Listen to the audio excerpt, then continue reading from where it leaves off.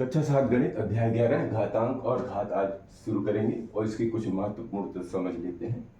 तो शब्द जैसे घातांक और घात समझने के लिए हमको समझना पड़ेगा घातांक क्या होता है। घातांक मतलब होता है घातों का अंक, और घात क्या होते हैं, जो किसी आधार के ऊपर बैठे हों। बस दो ही चीज समझना है।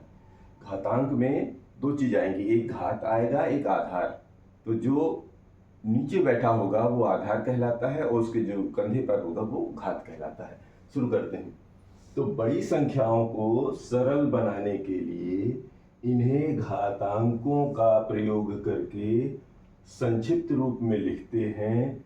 जैसे 10,000 को कैसे लिख सकते हैं? 10,000 में कितने, 1 2 3 4 4 शून्य हैं। तो हम जब इसको शॉर्ट फॉर्म में लिखते हैं तो 10 और जितने शून्य लिख देते हैं वो शून्य की घात चढ़ा देते हैं। यहां पर क्या हो जाता है, यहां 10 आधार और 4 घातांक कहलाता है। इसे 10 की घात 4 पढ़ते हैं। बात समझ में आई? ये जितने भी अंक लिखे हुए हैं इन्हीं का घातांक बनाने के लिए हमको संक्षिप्त रूप में लिखना पड़ता है। फिर उसमें जो संक्षिप्त रूप होगा उसमें एक आधार बनेगा और एक उसके कंधे पे बैठेगा, अर्थात घात पे बैठेगा। तो जो नीचे रहेगा वो आधार कहलाता है, जो उसके ऊपर अंक चढ़ा रहेगा उसको घातांक बोलते हैं। ठीक है ना? या वो घात कहलाता है। घात पर का अंक घातांक। ठीक है, बात समझ में? यानी घात को ही घातांक बोलते हैं। अब यहां पर ध्यान देंगे, एक सूत्र ले रहे हैं, a की घाते m, वो तो कर लिया। अब उसको शॉर्ट फॉर्म में सूत्र के बनाने के लिए क्या करेंगे, a की घाते m में क्या हो गया, ये जो नीचे a है इसको हम आधार कह देते हैं और m जो है उसको घातांक कहते हैं। ठीक है ना? तो a की घात m में a आधार तथा m घातांक है।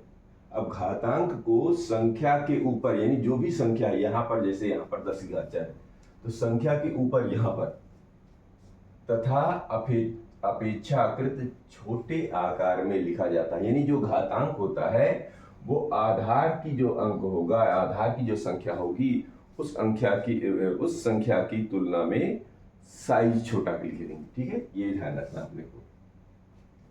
फिर जिस संख्या पर घातांक नहीं लिखा रहता, मान लो कोई संख्या ऐसी है जिस घातांक लिखा ही नहीं है, तो उस संख्या का घातांक 1 माना जाता है। ये अंडरस्टूड होता है।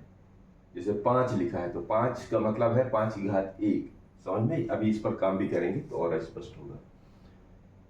फिर यदि a तथा b शून्येतर पूर्णांक है, मतलब ये a और b यदि शून्य नहीं है और लेकिन पूर्णांक है, और mn पूर्णांक संख्या है, ये कुछ भी हो सकते हैं, कोई भी पूर्णांक हो सकते हैं, धनात्मक ऋणात्मक कुछ भी हो सकते हैं, तो ये कुछ सूत्र निकल के आएंगे जिनको इसको आपको याद रखना होगा या ध्यान रखना होगा, जिससे हम इस प्रकार के जो अभी सवाल चलेंगे प्रश्नावली में तो वो आप हल कर पाए। तो देखिए कुछ है यहाँ पर, जैसे a की घाते m गुणे a की घाते n, यानी दो संख्याएं हों जो आधार, जिनके आधार समान हो लेकिन उनके घात अलग अलग हों, तो क्या होते हैं, आधार वही रहता है, घात जुड़ जाती हैं। यानी आधार समान हो तो घात जुड़ जाती है, यानी a की घात m धन n हो जाएगा। बात स्पष्ट हुई? आधार a की घात m गुणे आधार a की घात n, घातांक अलग है तो आधार वही रहता है, घातांक जुड़ जाते हैं। दूसरा, यदि कोई आधार a है उसकी घात m है और पूरे की घात n है, तो क्या होता है, आधार वही रहता है, केवल घातांक का आपस में गुणा हो जाता है। अर्थात a की घात m घात पूरे की घात n है तो a की घात m n हो जाता है, यानी m गुणे n, जो भी घातांक होंगे उनका आपस में गुणा हो जाएगा, आधार वही रहेगा। ठीक है, उसके आधार पर हल होगा। तीसरा है a की घात m भाग दे देना है a की घात n, यानी आधार एक जैसे हैं और घातांक अलग अलग हैं और उनका भाग है, तो क्या होता है, वो जब उसको हल करेंगे तो आधार वही रखेंगे, घातांकों का घटा कर देंगे, मतलब घातांक घट जाएंगे। कैसे घट जाएंगे, यदि m बड़ा है तो m ऋण n हो जाएगा, n बड़ा है तो n पहले आ जाएगा, m बाद में चला जाएगा, ऐसे। तो यहाँ पर जो लिखा गया है m ऋण n, इसका मतलब ये है कि पहले वाला जो घातांक है वो दूसरे वाले घातांक से बड़ा है, इसलिए m ऋण n लिखा है।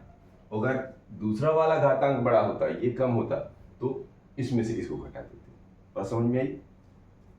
यहां पर देखेंगे a की घात m गुणे b की घात m, अर्थात आधार दोनों के अलग अलग हों और घात एक जैसे हों, तब क्या करते हैं?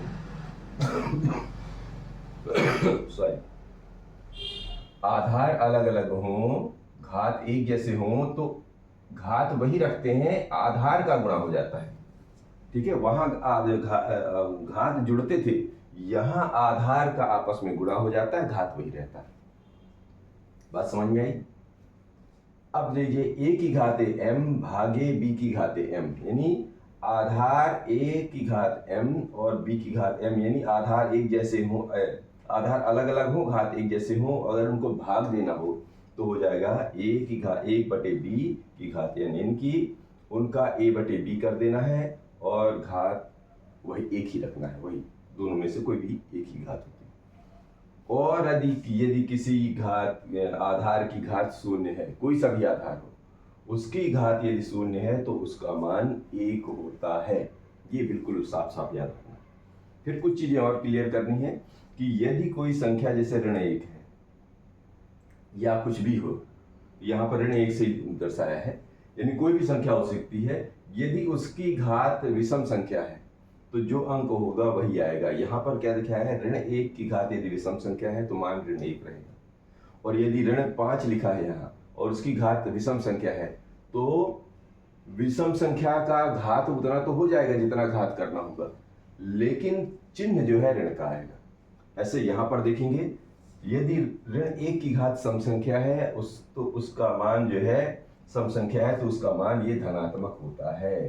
धनात्मक, धन 1 लिखा नहीं जाता, समझे? तो ऋण की घात यदि कोई सम संख्या है तो उसका मान धनात्मक आएगा। अब जैसे मान लीजिए ऋण 2, यहाँ पर ऋण 2 है की घात 4 है, तो 2 की घात 4 यानी 2 का 4 बार गुणा करेंगे वो अंक तो आएगा, लेकिन जो चिन्ह आएगा वो धन का आएगा। इसका मतलब ये है।